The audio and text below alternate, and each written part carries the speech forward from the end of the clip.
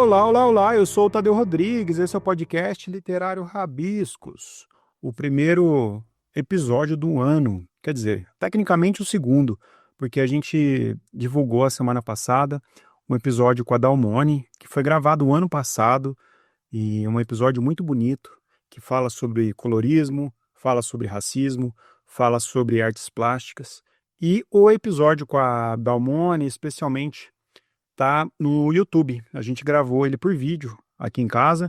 Como vocês têm acompanhado, alguns dos episódios têm saído por vídeo. Então, se você quiser seguir lá o canal no YouTube e ver os nossos rostos também, não só ouvir a nossa voz, estamos por lá, mas também o episódio está disponível em todas as plataformas de áudio, Spotify, Deezer, Amazon Podcast, iOS, na Audible também, agora o Rabiscos está. Então, onde vocês quiserem ouvir a gente, é só chegar, curtir, compartilhar.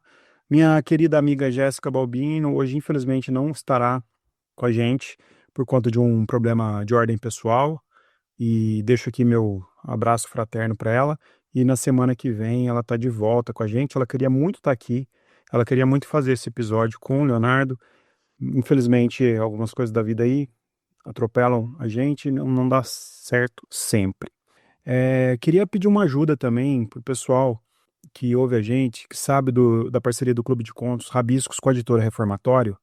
A Editora Reformatório, agora no período de enchente no estado de São Paulo, o Marcelo Anocelli perdeu uma série de livros, a casa dele foi invadida pelas águas e ele está se reerguendo lá, montando uma nova casa, abriu até uma vaquinha para pedir ajuda. E aí, na descrição do episódio aqui, eu vou deixar o Pix para você que gosta da Reformatório, que acompanha o nosso clube de conta aí, que está indo para o quarto ano, ajudar, né? Não custa, por qualquer valor que vocês puderem, é de grande valia.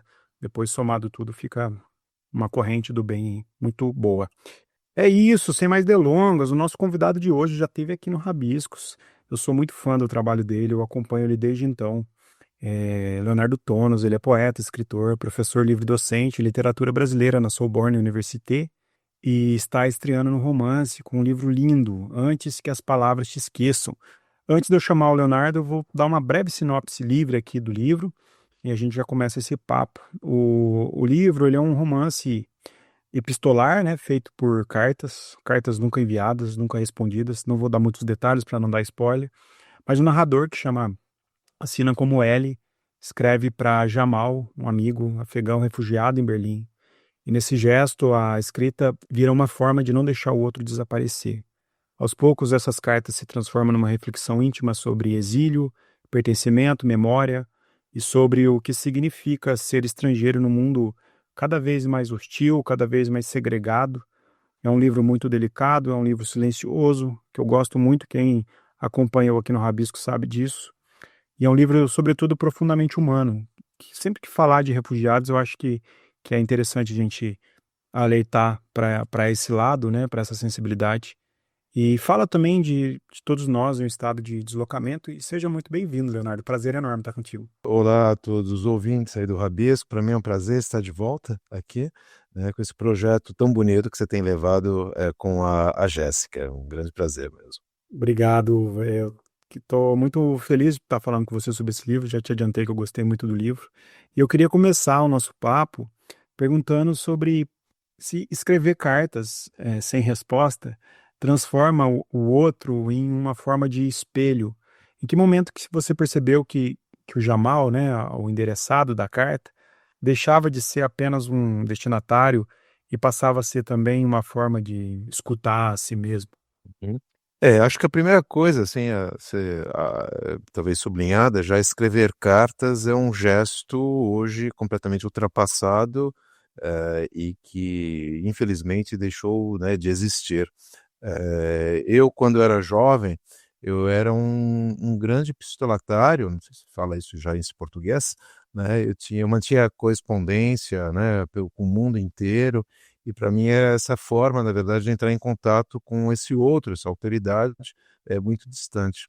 E, de fato, eu acho que o dispositivo da carta, a primeira coisa é que cria uma grande empatia, né, com o próprio leitor. né? A gente está aqui nesse espaço do íntimo, e a carta, um pouco como um diário, de fato, ela permite, né, quem escreve, né, de fazer justamente, de romper essa fronteira e de justamente penetrar dentro do texto e abrir, como você bem disse, né, para essas reflexões mais íntimas, nossas inquietações face a esse mundo, né, que tem atravessado tantas catástrofes humanitárias, catástrofes naturais, e esse mundo que se tornou cada vez mais incompreensível, se levarmos em conta, né, só lembrando a questão, vamos dizer, migratória, do que tem acontecido nos Estados Unidos atualmente.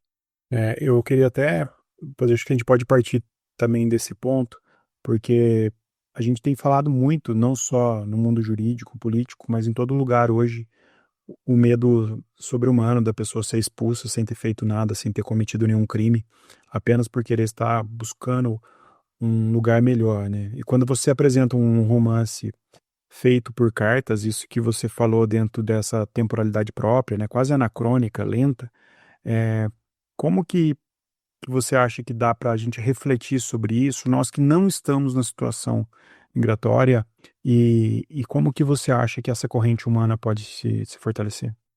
Acho uma coisa bacana que você falou, né, desse tempo lento, né, que introduz a carta, né, nós vivendo, né, nesse mundo internet, de redes sociais, tudo é muito rápido, né, você tem que entregar o trabalho não para hoje, mas para ontem. Eu acho que a literatura ela pode trazer, né, tem até um texto do Abdallah Tayyah, que é a vida lenta, né, promover essa vida lenta para se pensar no outro, não só como ócio, mas realmente para você ter a capacidade de encontrar o outro e refletir sobre o outro. Aliás, né, o que pode, né, a literatura face aos horrores que estão acontecendo. Aliás, é o tema de um colóquio que eu estou organizando com a professora Regina Del Castello na semana que vem. Ela não pode nada, né, finalmente. O que ela pode, talvez, é só nos levar a nos questionarmos, a talvez formular questões que nem ousaríamos fazer, sobre uma situação peculiar. Você disse: "Nós não somos migrantes". Claro, nós não nos encontramos na situação de pessoas em situação de refúgio, não nos encontramos num barco atravessando os oceanos ou os mares, né, pelo mundo. Não somos clandestinos e não temos digamos, a possibilidade nem jurídica de estarmos em praça pública.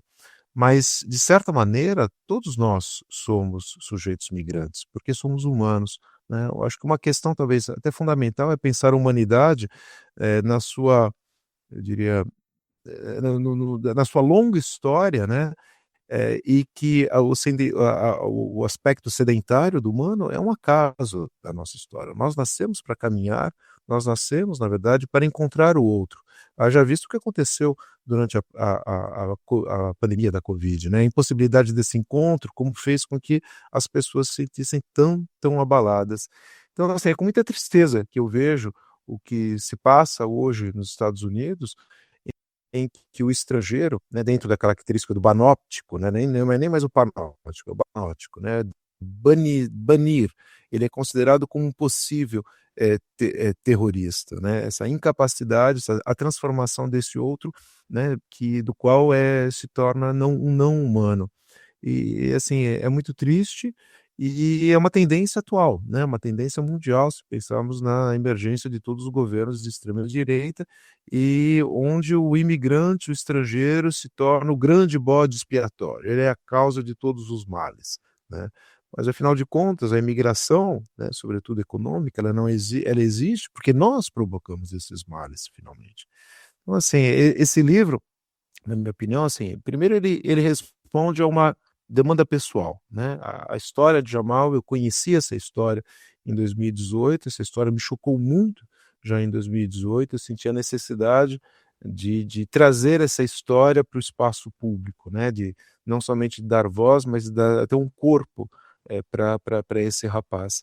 E segundo, assim, eu penso que triste esse romance ser de tão grande atualidade. Eu gostaria na verdade, que esse romance não se conectasse mais com o real, que na verdade ele fosse somente um documento histórico esquecido. Mas é isso, né, e eu acho que talvez eu ainda acredito, eu sou um grande utópico, que a literatura possa, na verdade, trazer, né, novas percepções e quem sabe, né, trazer essa capacidade de nós vermos o outro simplesmente como humanos, como seres próximos a nós.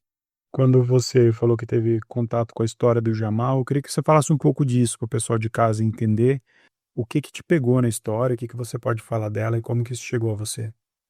Então, assim, eu sou professor literário, né, na Sorbonne Nouvelle, só um pequeno comentário, eu mudei de universidade, né, agora Ah, sou docente da entendi. Sorbonne Nouvelle, né, e há mais de 20 anos eu trabalho sobre a questão migratória, né, e a questão migratória já aparecia nos meus outros textos de poesia.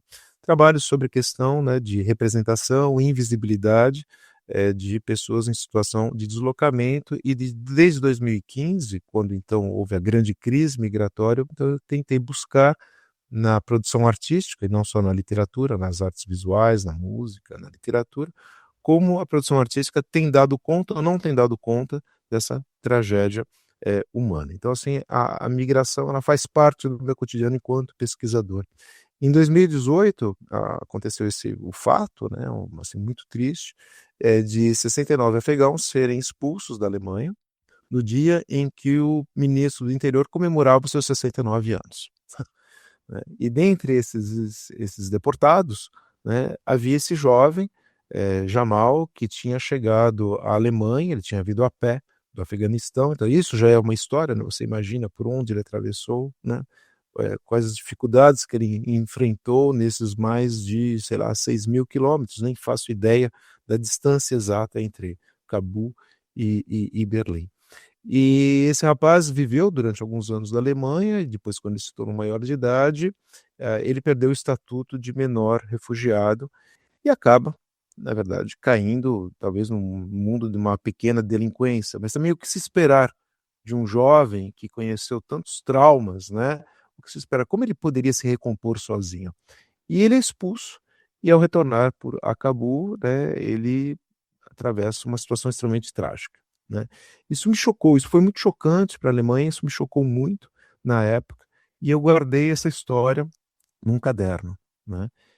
E com a emergência com a situação da pandemia, eu comecei a trabalhar um outro dispositivo do processo, de deslocamento, não mais o exílio, mas uma forma de ensilamento do sujeito, né. Eu comecei a perceber que nós estamos vivendo um exílio interior, quando trancafiados dentro de casa. Então eu comecei a pesquisar outras situações históricas em que os indivíduos tinham vivido esse próprio exilamento por conta, né, de governos ditatoriais ou situações históricas que fizeram com que as pessoas tivessem medo de estar em praça pública.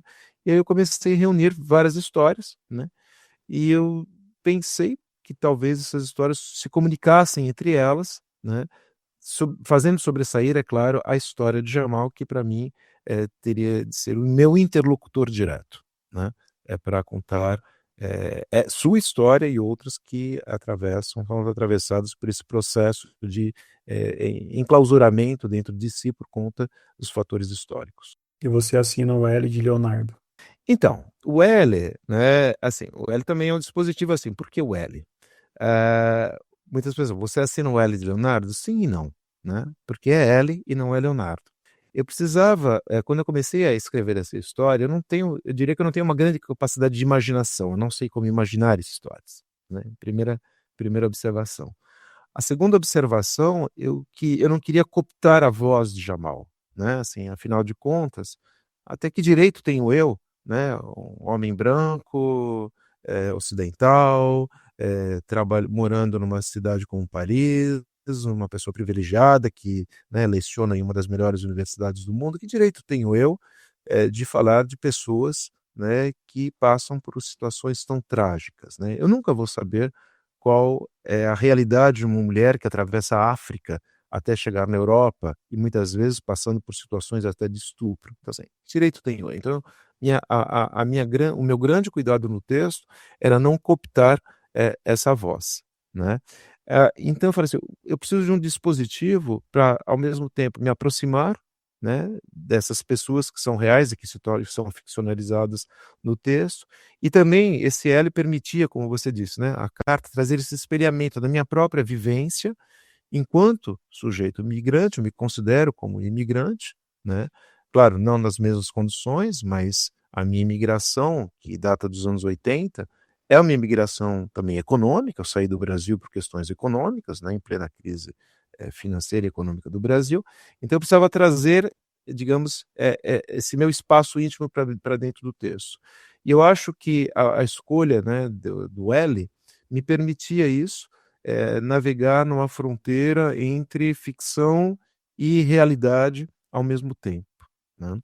Mas outro dia eu estava conversando com um estudante meu, de mestrado, que decidiu trabalhar o meu livro, né, como na sua dissertação de mestrado. E ele falou uma coisa tão bonita, né. Ele falou: "Não, professor, esse L não é o Leonardo, não é o Leonardo do professor. Esse L é simplesmente o L do leitor. Então seria a terceira instância, né, que seria então convidada a penetrar esse espaço, compartilhar, essa vivência, trazendo, na verdade, como tendo como objetivo esse comprometimento com aquilo que está sendo contado, esse comprometimento, né, com essas tragédias humanas que têm, se multiplicado pelo mundo desde os anos 2000, finalmente. Então, assim, é e não é, e eu gostaria sobretudo que esse L fosse o leitor, e que nessas cartas nunca respondidas, o leitor pudesse dar continuação a essa história, né, e que ele pudesse completar as lacunas, que surgem, então, ao longo do texto. Muito bonito, gostei dessa interpretação do Hélio como leitor. Eu fico pensando quando eu fico vendo, né? Você falou da sua situação de privilegiado, saiu do Brasil, há muitos anos mora na França, e quando eu tenho visto as notícias, quando eu tenho visto a forma com que estão tratando os imigrantes, me pega muito quando você fala do Jamal jovem, né? Que não dá para esperar tanto de uma pessoa que não teve experiência e já está sofrendo tanto. Me pega muito quando começa a usar as crianças, né? As crianças que ainda mal entendem a vida e ter que se entender dentro de uma situação de expulsão ou de uma situação de não estar bem-vindo a um determinado lugar, né? Você que estuda há tanto tempo isso, como que você acha que impacta na formação tanto do jovem quanto da criança e como tratar essa forma de crueldade que assola o mundo quais são os caminhos para se tratar isso? Ó, difícil essa questão, né, Tadeu. Não é uma coisa recente, se a gente lembrar do outro governo, né, Trump, não sei se você lembra daquele momento em que famílias, acho que eram oriundas do México, também foram trancafiadas, numa prisão em gaiolas, e as crianças ficavam gritando, né, pedindo os pais. Eu acho isso de uma crueldade extrema, né.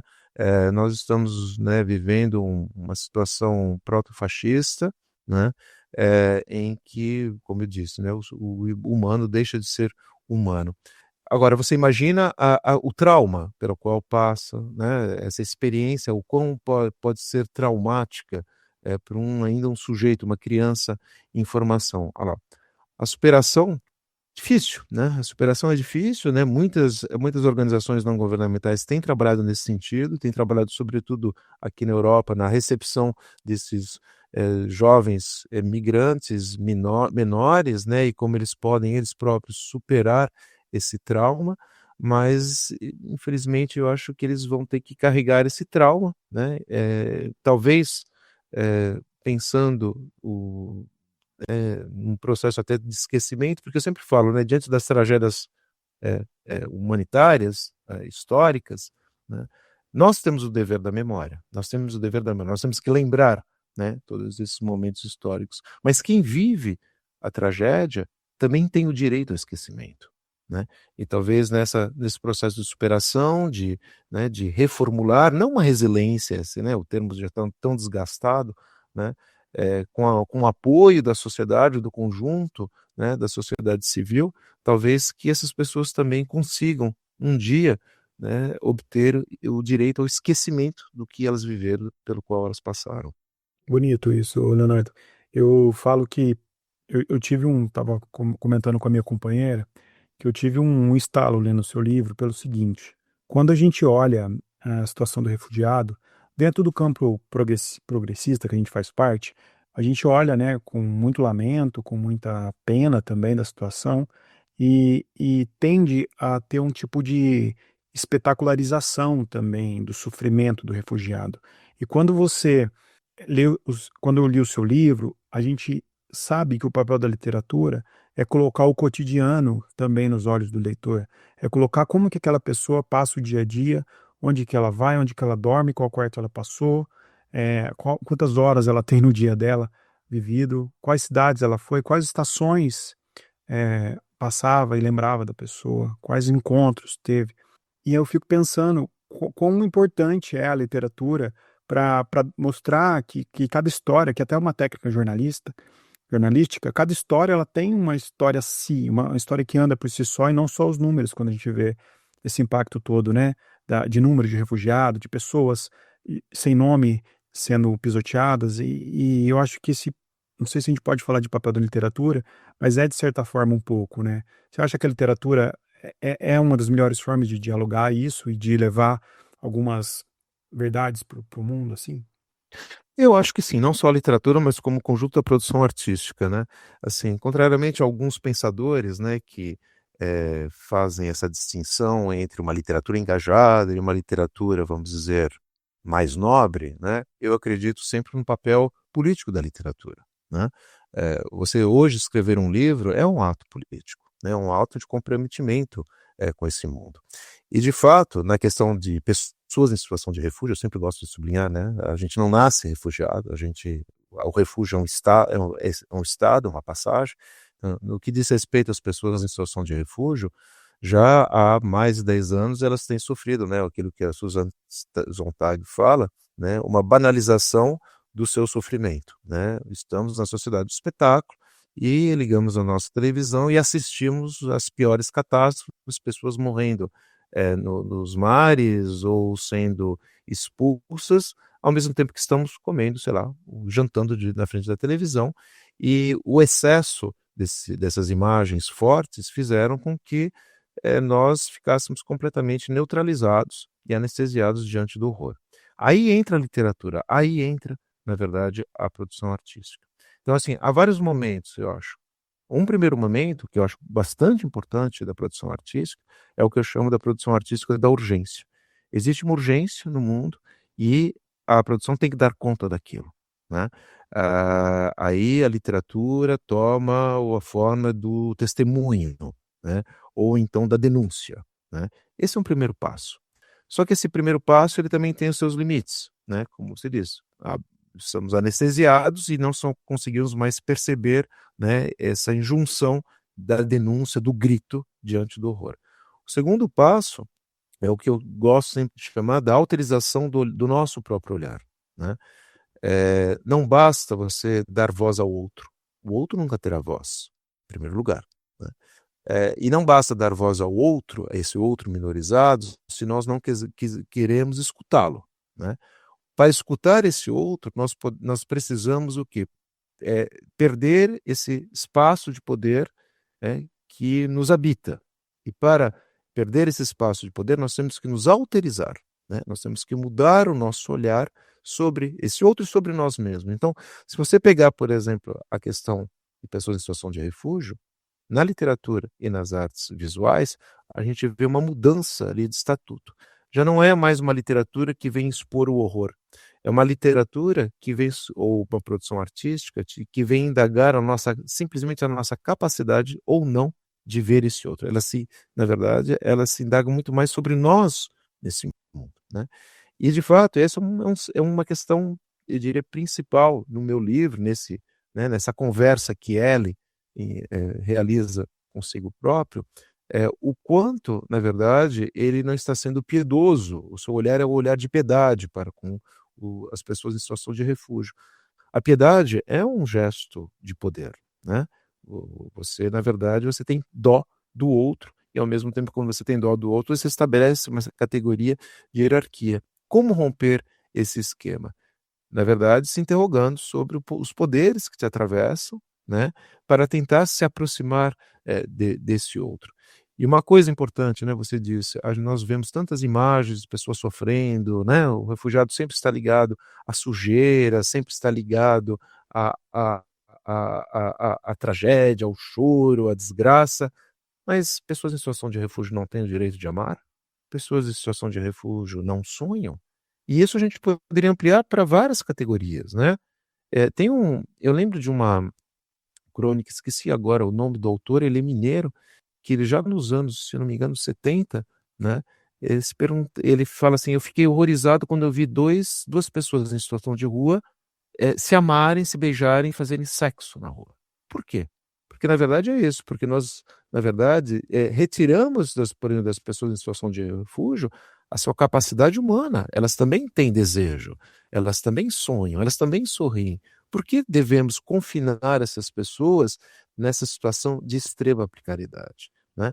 Então assim, sem cair do lado extremo, né, de um lado de uma idealização, né, eu acho que é importante recuperar essa humanidade, que, na verdade, muitas vezes a mídia, em primeiro lugar, e, por vezes, também a própria produção artística, tem retirado dessas pessoas que vivem essas situações extremas de marcadas, quer seja por deslocamentos, por traumas familiares, né, por traumas, climáticos que as atravessam.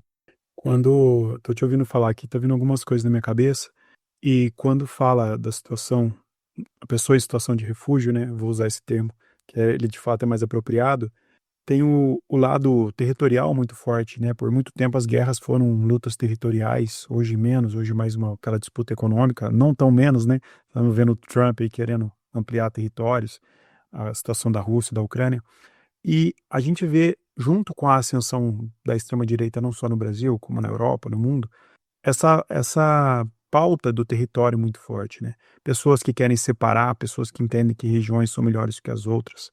Eh, o que fazer com os territórios?